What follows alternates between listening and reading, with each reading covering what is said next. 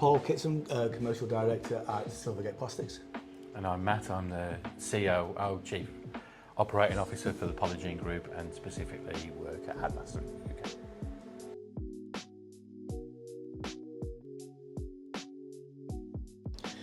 That's a really broad question, because plastics are used in absolutely everything we can think of. What you think? It's one of those misunderstood materials at the minute. When I was growing up, plastics was always brought in to sort of solve problems. So you had the problems of transporting heavy glass milk bottles around, or replacing hardwood windows from Brazil in your plastic windows, or you had the concrete pipes that would transfer your water and all those type of things, and lead pipes. So plastics was invented to replace those things. And younger people today, they won't remember the joy of carrying the heavy things that we used to carry.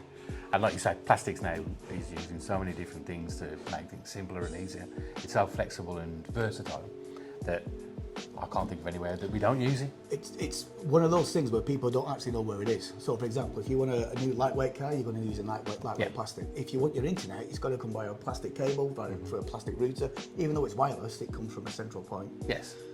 All your internet comes from plastics. Everything that you can think of, your food, your packaging, those type of things. And I think that's the problem, isn't it, is when people hear the term plastics, what they think about is that sort of like the cellophane stuff that gets thrown away, and the nasty ring pulls and that, and I'm sure we can think about the things that people associate as plastic being mostly waste products and those sort of like disposable, but actually lots more of the plastics, like you mentioned there, your cars, so much of your car is plastic, which makes it so much lighter, which makes it more efficient. It actually reduces fuel consumption. So one of the strange dilemmas about plastic is a lot of people see it as a problem. It's not really a problem, it's part of the solution. So using plastic properly can solve a lot more problems than you actually think it creates. And it's almost an invisible material. You don't know it's there, which is one of the benefits. You don't know it's bringing you clean water, and you don't know it's taking your dirty water away. You don't know that it's protecting your food, so you can get your bananas from the other side of the world, and you can get your kiwi fruits, and you can get these exotic meats because they're all wrapped in plastic. And they don't know that your drugs that you get and your pharmaceuticals are all wrapped in various plastics. Your inhalers are made of plastic. It's something you just see and you just accept. I mean, I can't even think how you would, what a viable alternative to plastic in pharmaceuticals is a really good example. I can't even think what the alternative would be. But it certainly wouldn't be as effective, it certainly wouldn't be as cost effective, it certainly wouldn't be as easy and as user friendly. And in the sort of medical and healthcare situation, you couldn't have your blood in a glass bottle. You'd have to have it in a plastic bag. You couldn't have a glass tube going into your arm. It's got to be a plastic tube. Those things that people just don't see and take for granted, but they do tend to see the waste. But the industry is very proactive in trying to solve those type of problems, I think, and that's one of the messages that isn't generally understood.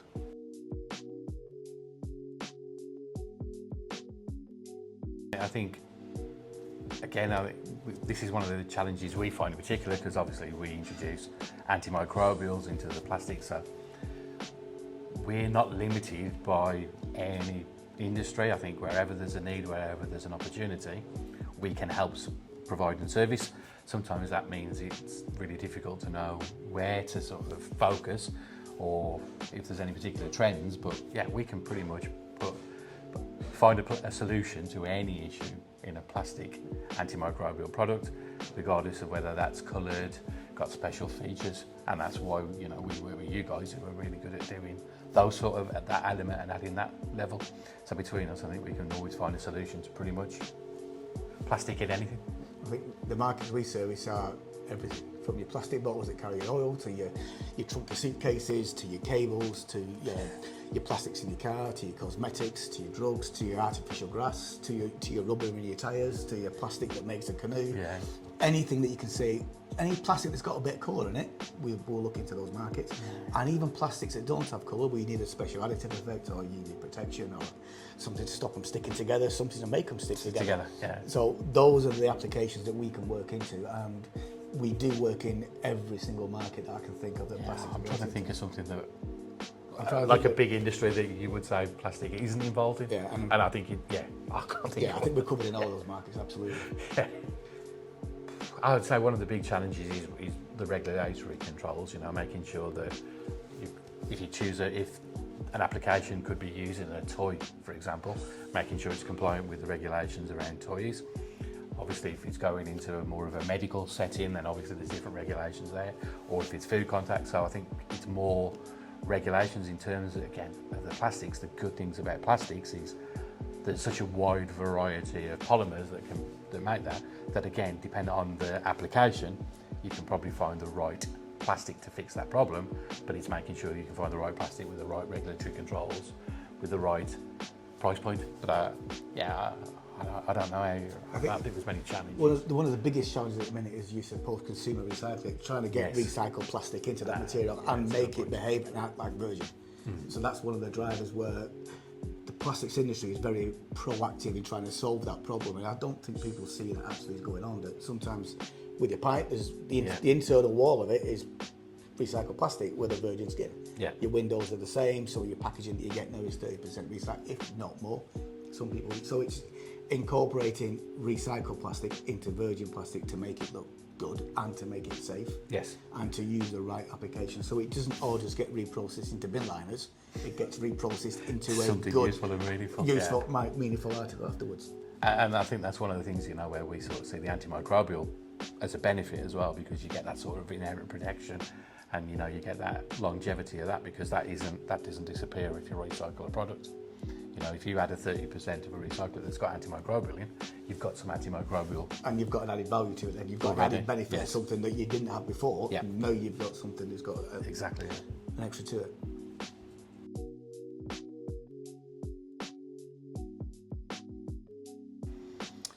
Again, I think I think Paul mentioned it there about the real focus on the recyclability. I think, products are always being developed and people are finding new ways to use existing products in slightly different ways, or slightly modifying the properties of products. And I think again, it's for us, it's understanding the application, understanding what people are trying to achieve, and therefore being able to make sure that we can work with them on the right polymer choice, the right application, understanding what tweaks or variations are needed to be able to solve that. So I think lots of people have talked about trying to use other materials, but actually I think quite often you'll find that the most effective solution is going to be a particular plastic that either already exists or is related to an existing one. Yeah, I think that's a really good point. Trying to find an alternative for a plastic, sometimes it's just using a different plastic, using a different polymer that's got different properties. It might have better anti-static properties, it might have better UV properties, it might be a brighter colour, it might be making plastic not look like plastic, make it look like gold, make it look like silver, make it look almost natural. We've even done work where we've made plastic look like paper, but you have all the benefits of plastic where it's recyclable, can be reused, repurposed, but it's got that sort of natural effect and it will last 20 times longer. Yeah, exactly. But it's definitely that use of getting the post-consumer recycled stuff in there. It's definitely that use of engineering polymers that give you benefits. You've got stuff coming through with graphene, you've got stuff coming through with antimicrobial stuff coming through, all these new and fantastic innovations that you just don't see. It's almost like an invisible benefit that plastic gives that no one really talks or shouts about. Yeah.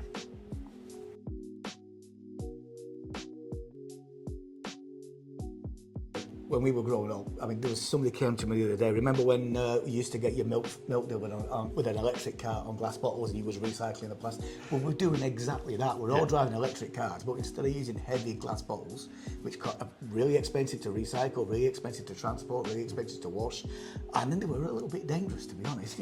If you dropped a plastic bottle, there was a waste, there was a problem there. And the amount of times you'd get up in the snow and the So going towards a plastic bottle for milk, for example, it's a lot less weight and you get a lot more into it and it's easier to recycle. But it's the same with all those sort of food packaging things. If done cleverly, it saves a lot of weight, it saves a lot of... And when you're transporting, a good example of a suitcase, for example, when we were growing up as kids, you could have these big heavy suitcases. Your suitcase weighs 6 kilos. Before you put anything in there. Now you've got these hard shell plastic suitcases weigh 500 grams and you can get more socks and shorts and stuff like that on an aeroplane. And I think that's the key thing, isn't it? It's that ratio of the sort of the strength compared to the weight, the flexibility. What can't you make out of plastic? What shapes can't you do? Whereas some of the more traditional materials, they're not as flexible in terms of the shapes that you can make, how tight a bend you can make. You can have plastics, a tube that you can tie in a knot and then but still reuse. I can't think, again, lots of other things would struggle with those sort of flexibilities and challenges. One of the other things we talked about as well as the past was like plastic windows and plastic pipes. there was a trend back in the late 80s to go for hardwood windows from Brazil. And so you're actually chopping down the Brazilian forest to try and put a hardwood window because you didn't want softwood windows that you had to be. You went towards plastic windows. Yeah, And plastic windows last 50 years and get recycled into plastic windows when you take them out. Yeah. Then you've got your plastic pipes. The plastic pipes, you don't get as much burst with plastic pipes. You've got a concrete pipe in there that's getting rid of your waste, getting rid of your water, or lead pipes bringing your drinking water into the house. You replace that with a plastic pipe. Exactly. It's safer, lighter, lasts 50, 100 years, and it can stay in the ground. It's not going to affect anything going forward in the future. Exactly, and I think that's one of the things, isn't it? Is there's been a lot of focus on those sort of things. So when I look at an MSDS for a plastic, it's always those things that are there. There isn't the persistent pollutions. There aren't the things that people assume. Lots of plastics are buried in the ground, like you say, in terms of piping, and they don't cause any issues. Whereas lots of other materials historically have created issues. So, yeah. And the good thing about it as well is the market, the industry is very proactive. They try and solve problems before they even come around. So 30, 40 years ago, you would use lead and cadmium in some. Those have all gone. They've not been used since the late 1990s.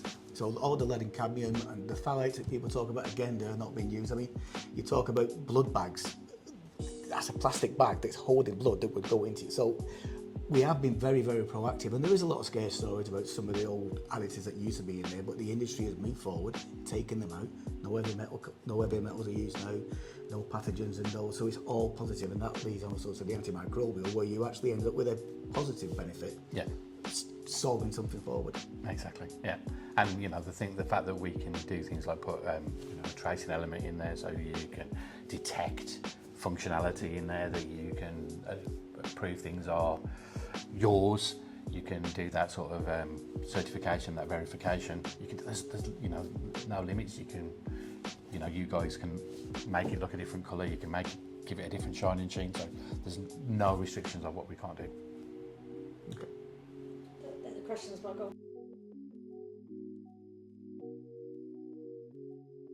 I think an obvious one for me is versatile. That versatility, you can pretty much do everything with it.